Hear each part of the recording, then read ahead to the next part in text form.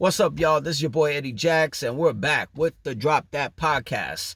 This particular episode, um, okay, it's considered wrestling talk, but it's not what you think. Okay, um, recently, this past week, due to WrestleMania season and WrestleMania week, we have. If anybody knows this podcast, it's called the MMA Hour, hosted by Ariel Helwani. And he has everybody on, when it comes on to boxers, wrestlers, MMA fighters, and so forth. He even had actors on there before. So most recently he had on first CM Punk. Okay, CM Punk did a whole, like, over an hour and a half of an interview giving his assessment, not only coming back to the WWE after nearly a decade, but his assessment on to the two plus years that he was with the competition company AEW, and what transpired as far as his scuffle with the Young Bucks and Kenny Omega for the All Out scrum, his problems with Colt Cabana, Hangman Adam Page, his analysis on how the AEW company is run by Tony Khan, and his run-in from the All Out, I'm sorry, not All Out, All In pay-per-view last August in London, with Jack Perry. And Ariel Helwani also had Cody Rhodes on, who basically is one of 5 people who are responsible for creating the company AEW. You know what I mean? It was him, it was Cody, it was Kenny Omega, the Young Bucks, as well as Tony Khan. And to this day, Cody Rhodes is still friends with Kenny Omega and the Young Bucks. You guys would see when he wins the Royal Rumble and they point to the sign, he always goes boom for the Young Bucks, and for Kenny Omega, boom, and then points to the sign. That's his shout out to the Elite.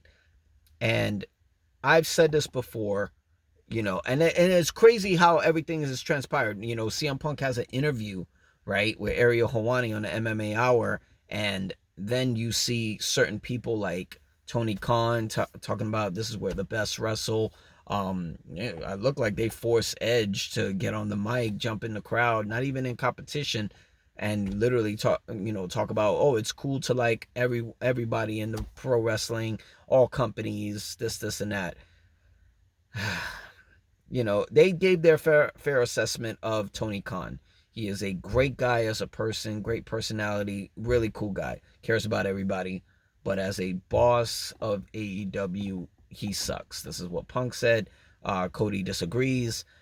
I mean, to me, I don't have anything wrong as far as a person goes when it comes down to Tony Khan. Did they want CM Punk in the company? Who the fuck knows? In the end of the day, why did you bring CM Punk back? Why did you pay him all this money? Was it just to get the Chicago crowd? Because apparently, anytime they were in Chicago, whether it was AEW Dynamite, Rampage, Collision, AEW All Out in September, they sell out when CM Punk is involved. You know what I'm saying? What was this to use Chicago? I mean, there are many other cities and states in the country that you could have sold this out. You know what I mean? They didn't need CM Punk, so why bring him in if you basically didn't want him to be there? You know what I mean? I took a deep dive into what CM Punk said, and I fucking believe it. You know what I'm saying? He was basically alone. I agree. Why would you split people up to try to run the company? Hey, you guys are going to be over there on AEW Dynamite and AEW Rampage, right? You hold those 2 down, and you guys are going to go over there to AEW Collision. No reason to switch over shows. That was never going to fucking work. You know what I mean? And let's be honest, a lot of what AEW does, they take a little bit of pages out of WCW and WWE. You try to split these shows and everything like that. That's what they do with Raw and SmackDown, but not everybody wants to do that. You know, I think it was bullshit. I think, I mean, if I'm being honest, when it comes down to Tony Khan, I feel like he's overwhelmed. How can you be one guy? He's asking wrestlers to be the leader and boss of other wrestlers. That's never going to fucking work. This is why Raw and SmackDown and NXT have general managers, people who are not competing. Make sense?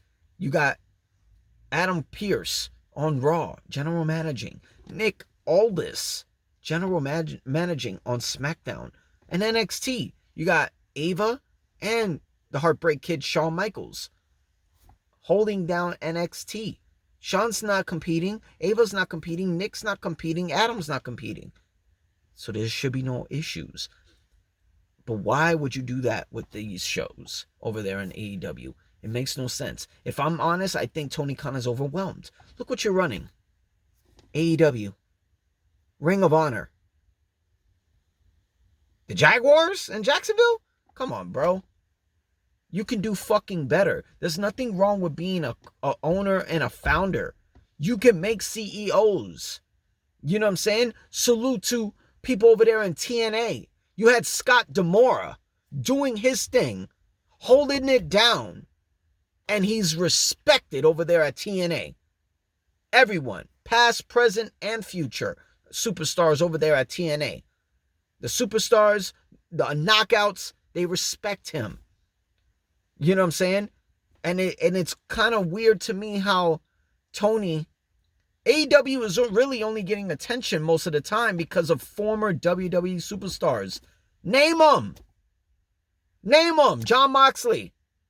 Chris Jericho, Bryan Danielson, Adam Copeland, Christian Cage, Samoa Joe. Come on, bro. You were the one who couldn't fix these things, and you should have. You shit the fucking bed. Thank God CM Punk didn't give a fuck about an NDA or any fucking thing you tried to make him sign. Because it was bullshit to even try to make him sign certain things. It's bullshit. The truth has to come out. And it came out. Came out when he wanted it to come out. But this is why AEW was so close to even being close to competing against WWE. They're not even in the same league to compete against WWE. You're never going to be number one. Now that TKO took over with the UFC and the WWE, no fucking way. And the final boss, The Rock, is going to make sure of it. AEW is now trying to be relevant in number 2 with Ring of Honor. Now, I salute to Tony Khan on what he's doing with Ring of Honor. He's doing a great job with Ring of Honor. He's getting them on TV. He's getting them shows, doing pay-per-views, multiple championships. Just added the women's television championship. That was great. Yes, he got multiple championships in AEW, and they are doing 5-star matches. I give it to them. 5-star matches, but your stories are not 5 stories. 5-star. They're not 5-star promos. They're not 5-star stories. You're doing 5-star matches, and the only ones who are put over is WWE former superstars. That's what they're doing. And they're doing a great job carrying your company. Salute to Edge. Salute to, Adam Copeland. Salute to Christian Cage. Salute to Jon Moxley. Salute to Claudio Castillo. I hope I'm saying his last name right. I always fucked it up. Cesaro. Okay? Chris Jericho. Salute to the legend. Okay? Come on now. You can do better, Tony. And I bet you're not going to fucking respond to this shit on anybody's show. Because Ariel, you don't fuck with Ariel. That's what it is. You don't fuck with him. But that's all I got for this response and this rebuttal to the CM Punk interview. I'm your boy, Eddie Jackson. Thanks to Drop That Podcast. You can find us on youtube.com/@DropThatPodcast. Hit that subscribe button. Salute to our sponsor, Layback TV. You can find them on LAYBACKTV.com. #1 app in the fucking world. I'm your boy Eddie Jackson. We'll see you on the next one. Salute.